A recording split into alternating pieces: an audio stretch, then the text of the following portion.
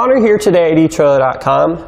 Today we're going to be taking a look at and going over the B&W Companion OEM trailer hitch, fifth wheel trailer hitch, here for our 2019 GMC Sierra 3500. So here's what our fifth wheel hitch is going to look like installed in our truck bed.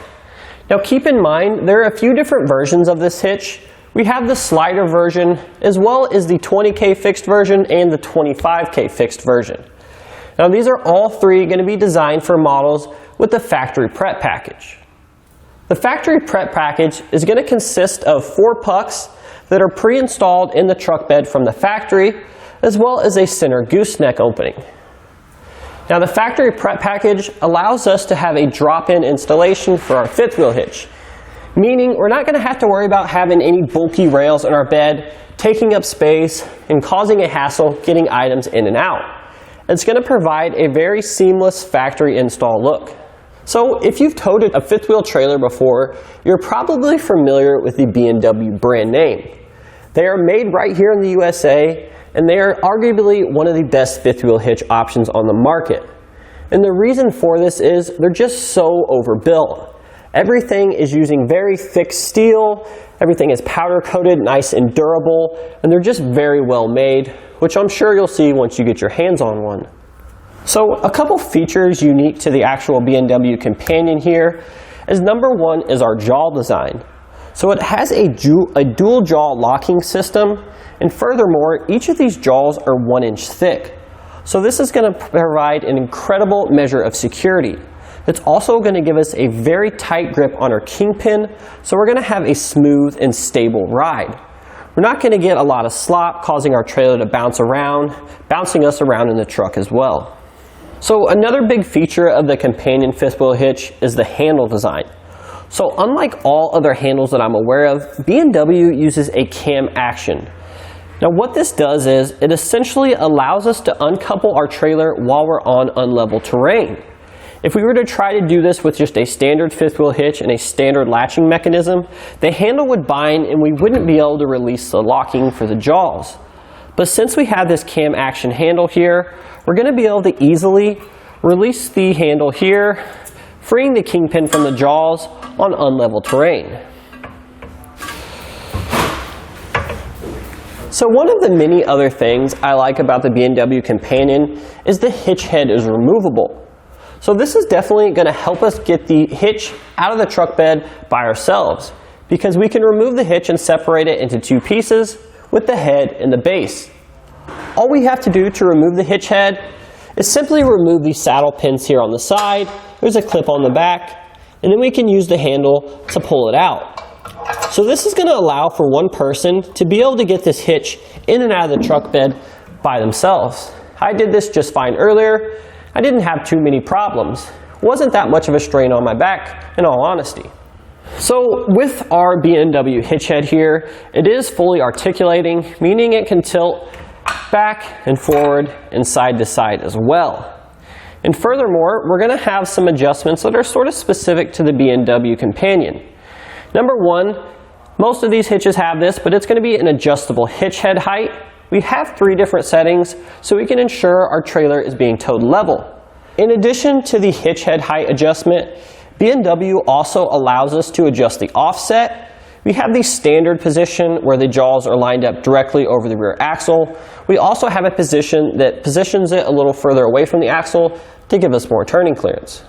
So in regards to weight capacities, this particular model here is going to have a 25,000 gross trailer weight rating and a 6,250 pound vertical load rating.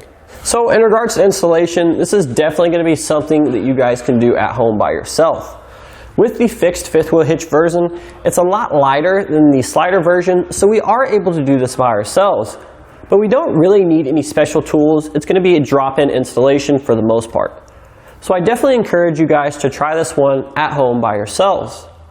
Let's go ahead and show you how it's done. So the first step of our installation here, we want to get the base for our fifth wheel hitch and set it in the truck bed here. Now we need to come along to the 4 outside corners. We can see our handles here. We're going to have a latch pin on each of these.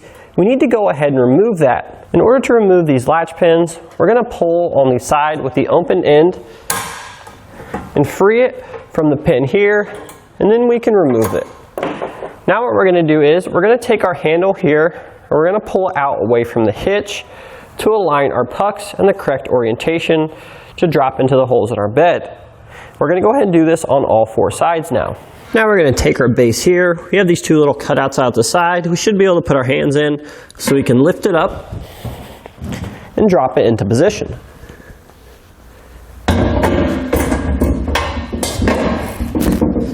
So once we have the base into position, we want to come around to each of our 4 sides here. We want to ensure that the bottom part of the 5th wheel hitch base is going to be flush to the top of the pucks in our truck bed. You want to come to each of the 4 posts here. We see we have our castle nut and our cotter pin. We need to go ahead and remove that cotter pin. So what we're going to do is we're going to take a set of needle nose pliers. We're going to grip it right here at the bend. We're going to try to straighten that out.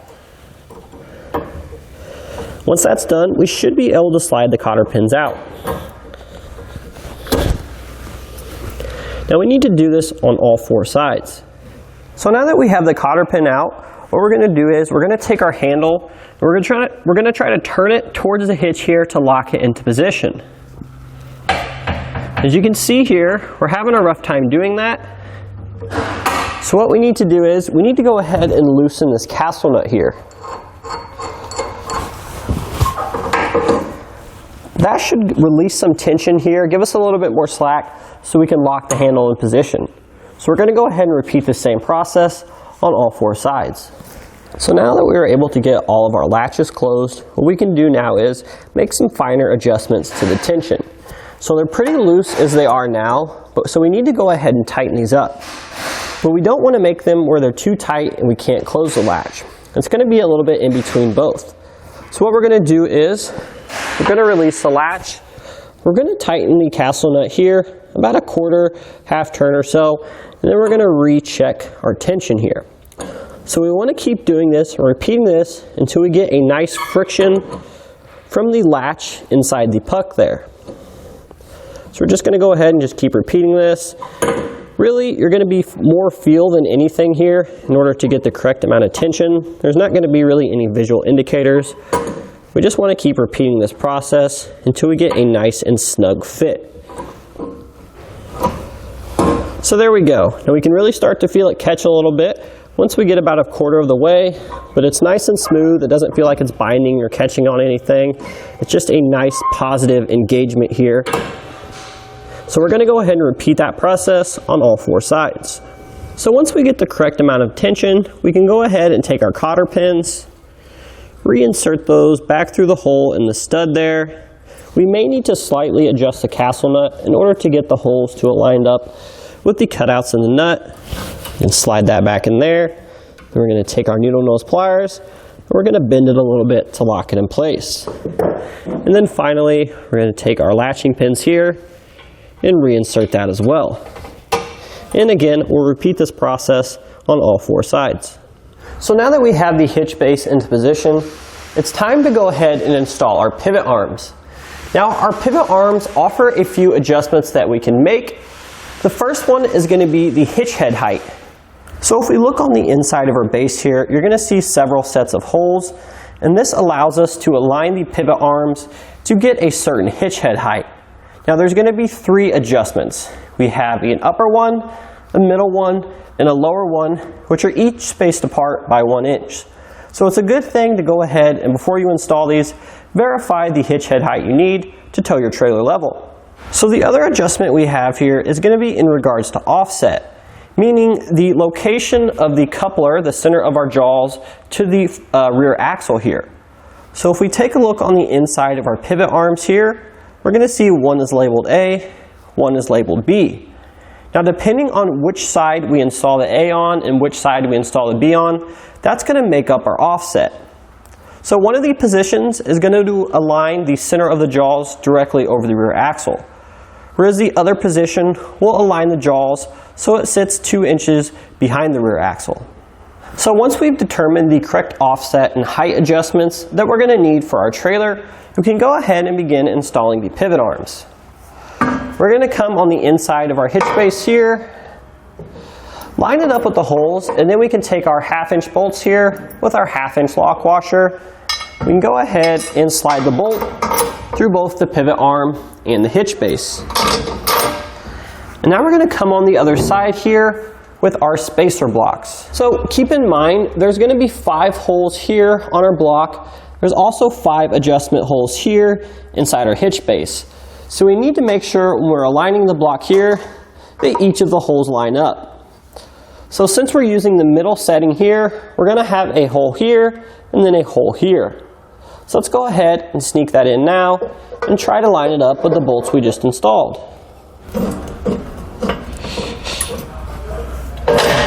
And now that we have this side in, we can go ahead and repeat this process for our other spacer block, and then we'll just replicate the same hitch head height on the other side of our hitch base.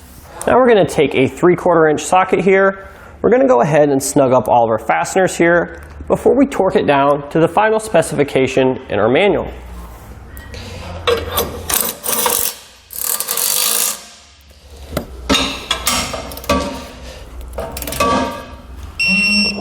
So the next thing we need to do is go ahead and assemble our leveling kit. This is composed of pretty much 3 main components. We have our spring here, we have our bracket, and then we have our nut and bolt. So we want to go ahead and take our spring here, making sure that the end with the outward face here, you can see this other one is sort of curled. This one points out. We're going to make sure that's facing us.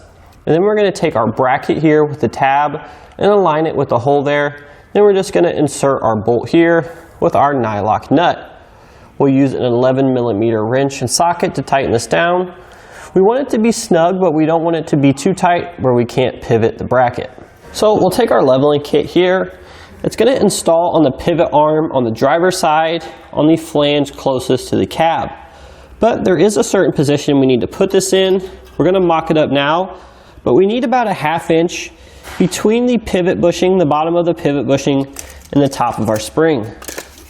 So let's go ahead and measure that now so we can get it in the correct position.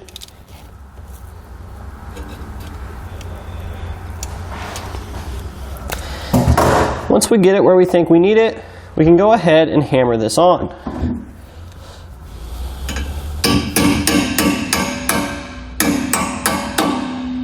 Just like that.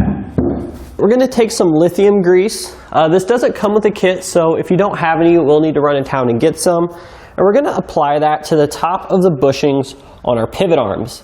This is going to help when we're getting the hitch head on and off. It's also going to preserve our bushings and cut down on noise. Now we're going to get out our hitch head here. We're going to go ahead and install our latching handle. In order to install this, as you can see, we already have it installed, but it's super simple to do this. We'll simply undo the clip here, and we're going to pivot it outward. Then we can take our handle, we can slide it into the groove here of this casting. There's going to be 3 holes. We're going to be using the rear 2, and they're going to come with an Allen head screw and a nut that will be used to secure the 2. We're going to need a 7/32 inch Allen key and a 14mm wrench in order to tighten those both up.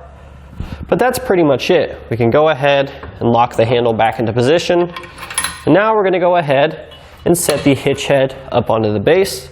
Before we do that, we need to come here to these saddle pins on the back, remove the cotter pin, and slide these out on both sides. So now we'll pick our hitch head up by the handles on the side here.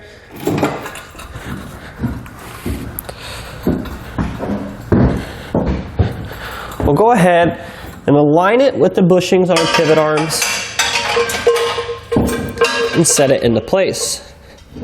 We should hear them click when it's latched properly. Now we can go ahead and reinsert our saddle pins here. So the final step here is we can actually adjust the preset tilt of our head using the leveling mechanism that we installed earlier. So we can't really show you this because the bracket is going to be sort of tucked under this hitch head here, but essentially we can go ahead, make our adjustments here, come underneath here, and then apply tension to that bracket so it pins the spring against our hitch head. And that'll give us the desired preset tilt we need. And that's going to do it today for our look and installation of the B&W Companion OEM 5th wheel trailer hitch here for our 2019 GMC Sierra 3500.